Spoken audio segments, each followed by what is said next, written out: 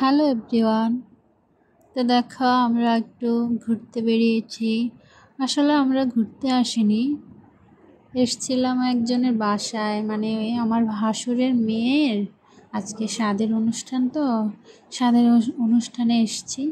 তো জামাই বলছে যে চলেন আপনাদেরকে একটু ঘুরিয়ে আনি, এখানে ছোট একটা পার্ক আছে, সেখানে চলেন।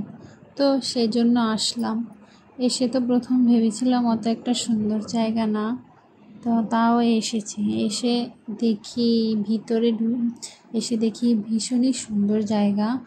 অনেক ছোট ছোট বাচ্চাদের খেলার জায়গাও আছে, বড়দের ঘোরার জায়গাও আছে, আবার পাশে আবার একটা নদীও আছে।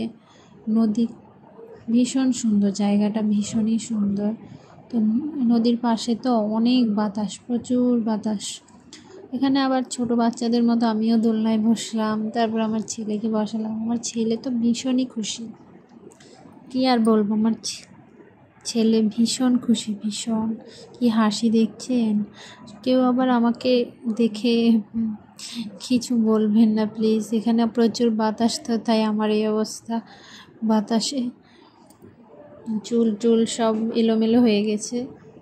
আর তাছাড়া আমি কোথাও গেলে যতই সাজি, সাজ আর থাকে না, ঠিক আছে, সাজ আর থাকে না। তো এখানে দেখেন এই গাছটা কীরকম, গাছটা সুন্দর লাগছে, ঠিক আছে, ভীষণ সুন্দর। কি আর বলবো, অনেক সুন্দর। যদি সামনাসামনি কেউ দেখতেন অনেক পছন্দ হইতো, তো সামনাসামনি তো আপনারা দেখবেন না। কিভাবে বলবো আপনাদেরকে, আসতে আমার ফ্রেন্ড বেশিরভাগই সব দূরের দূরের, কাছে নেই। যে যারা চাঁদপুরে আছেন তারা আসবেন, এখানে খুবই সুন্দর একটা পার্ক।